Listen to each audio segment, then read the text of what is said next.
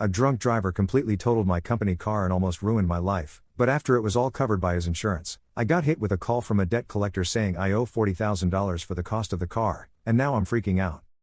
I was on my way home from work in my company car when I was hit almost head-on by a drunk driver. He was found at fault by the police and the insurance company and was charged and convicted. His insurance settled with the company and gave them a payout to replace the car, which the company lawyer accepted. I am still off work recovering from my injuries and I probably won't be back for 3 more months.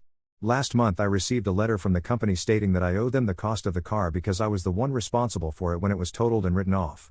I thought it was a mistake or something, so I called the insurance company, got written confirmation of the settlement and sent it in to them with a note that the car had already been paid for by the insurance company.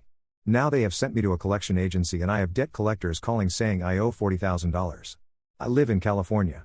Do I call the insurance company to let them know, or do I need to get a lawyer? Is them calling the debt collector even legal? Sorry if these questions are stupid, but I am already stressed enough from trying to recover and this has just made it worse. Commenter: try making some phone calls to your employer and the insurance company to see if you can get things straightened out quickly. But if you hit a brick wall, it's time to get an attorney involved. Don't let this go too long.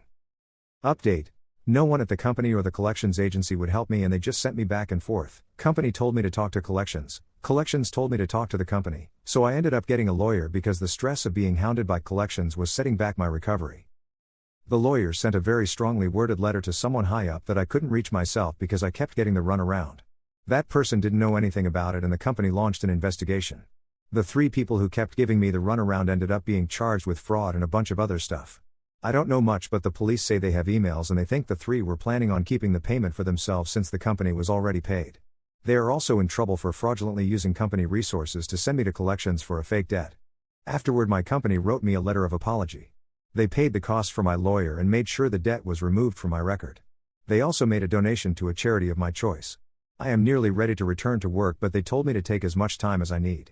After talking with the police, I believe the higher-ups were not aware because the police say the 3 were trying to keep it a secret. The drunk driver's insurance is paying all my bills related to the incident, so I won't have debt from this ever. All in all, I am doing much better. I would like to thank everyone who offered advice and encouragement and sent me supportive messages. You were all so helpful and I appreciate it. Commenter 1. This is pretty much the best update I've ever read in here.